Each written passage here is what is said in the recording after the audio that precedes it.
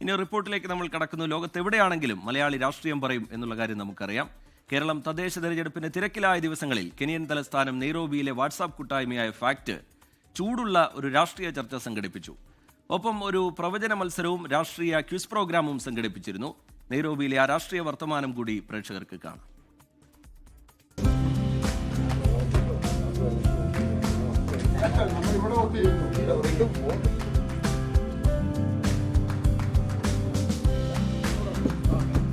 നാട്ടിൽ തദ്ദേശ തിരഞ്ഞെടുപ്പ് നടക്കുമ്പോൾ പ്രവാസി മലയാളികൾക്ക് അതിന്റെ ഭാഗമാകാൻ കഴിയാത്തതിന്റെ വിഷമം ചെറുതൊന്നുമല്ല.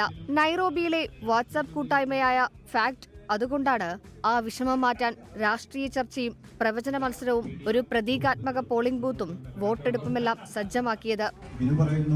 നമ്മൾ ജോലി തേടി നമ്മുടെ മക്കളെ മറ്റു രാജ്യങ്ങളിലേക്ക് പോകണം.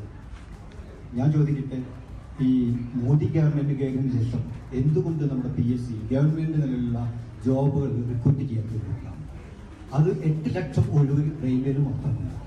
ആ നികത്താത്ത മോദിക്ക് വേണ്ടിയിട്ട് അല്ലെങ്കിൽ ആ BJP ഗവൺമെന്റിന് വേണ്ടിയിട്ട് അവരുടെ ആ പ്രവൃത്തി മൂലമാണ് നമ്മുടെ മക്കൾ പുറം രാജ്യങ്ങളിലേക്ക് പോകുന്നത്.